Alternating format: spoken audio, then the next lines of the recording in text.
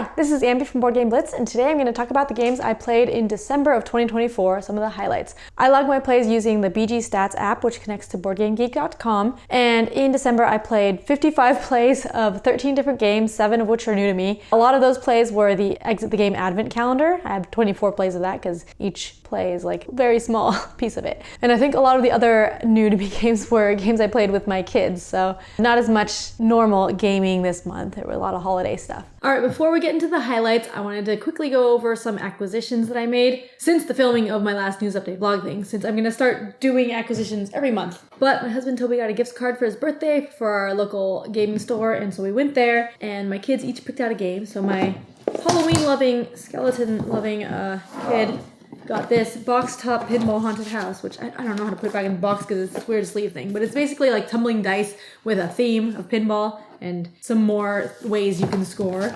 My other kid picked up Rapa Nui, my Monument Moai loving kid picked up Rapa Nui, which is Easter Island. This is a worker placement network building game. It's for ages 10 plus. My kids are 5, but we played a little bit of it, which I'll talk about later. And then Toby and I picked out Things in Rings, which is a party game. We haven't played it yet, but we will. So straight to the highlights of those games that we just got. Rapa Nui, I played that with my 5-year-old kid. I played part of it. So it's a network building game. You're basically in the full game, you're going to be building these Moai statues and then building the hats on top of them. So in order to build the statues, you need to put your workers on these spots that you can build like a small, medium, or large Moai, and you need to put them on the slot for the small, and then the slot for the small and medium to get a medium, and slot for all 3 to get the large one. And then in order to build it, you also have to have like a network of people on the map. So either your workers or other people's workers on the spaces on the map in like a line from the Moai building space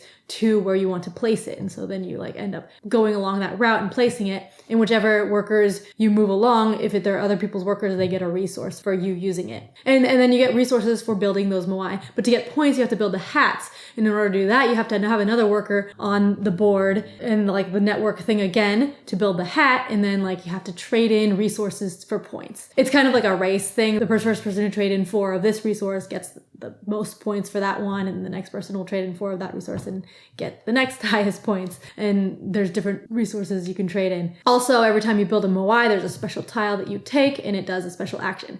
I played with my kid without those special tile actions, so I just like did the basic building a Moai and building the hats because that's what he wanted to do. It has like these cute little Moai figurines. He loves Moai. Like he's into all types of monuments, but Moai were like the first ones that he was super into. So it has little statues and little hats. So he loves like building it and like walking them across the island and putting them on. And I had to help him a lot with, okay, in order to build that, you need to have a person here and here. So I would tell him, okay, on your turn, you place one person. I would let him know like if that would work, because he was like, if he place it only on the large one, then he can't actually build the Moai. I'm like, okay, you have to actually have this and this in order to build the Moai. And he was like, oh, okay. We played 3 rounds. So he can't play like the game by himself yet, but he had fun. And this is the kid who doesn't play as much games as the other ones. So it was really neat that this theme got him to want to play this board game with me, whereas this board game is like a lot more board gamey than other children's games we have. So that was definitely a highlight of the month for me. And then my other kid's game, Boxtop Pinball Haunted House, is basically tumbling dice. That one wasn't as much of a highlight. It's still kind of got a cool presence.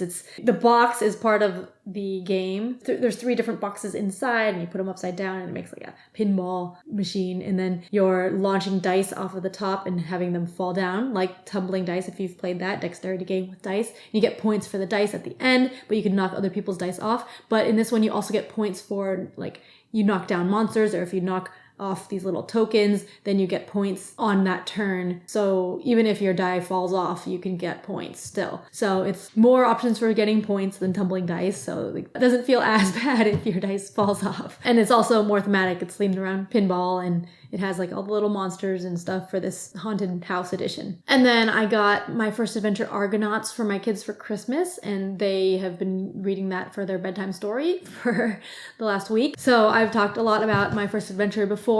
The Argonauts one, the story is like you're putting on a play, which is a story. So like the illustrations show like your character is holding up little pieces in like a puppet show type thing instead of your character actually doing the actions, I guess. But otherwise, it's kind of similar to the other ones. It is more complicated than Finding the Dragon. You're like going for specific things kind of, and it seems like there's like slightly more branching paths, but it's still similar concept, and I think my kids like it so far. We finally got all 3 endings tonight. I'm filming this on January 1st, so.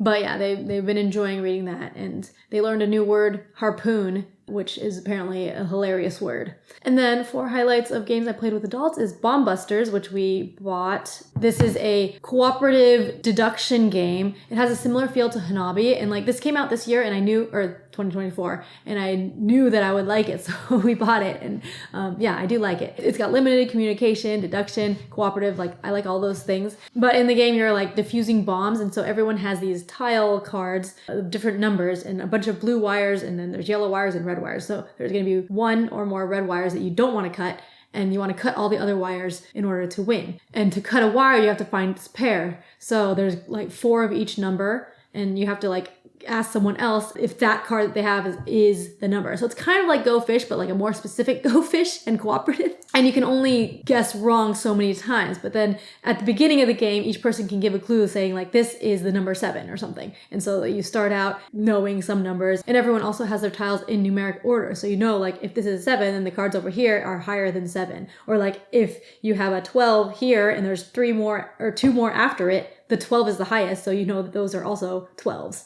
And there's also special equipment you get as you cut the wires, so you can use that, and you can use some special abilities. So the way you're doing things is kind of giving clues, so that has a kind of a Hanabi type feel of giving clues to the other people with very limited communication, and then you're just trying to get all the pairs like in Go Fish, and I was really enjoying it. It also has missions, so we haven't actually opened any of the boxes yet, but there's a lot of boxes. You have like the training missions, and we're on the final test of the training missions, which we haven't completed yet. But once we complete that, we can open a box, and it has more rules. And each mission has like different setup and different rules. And I don't know what the boxes have because I haven't opened it yet.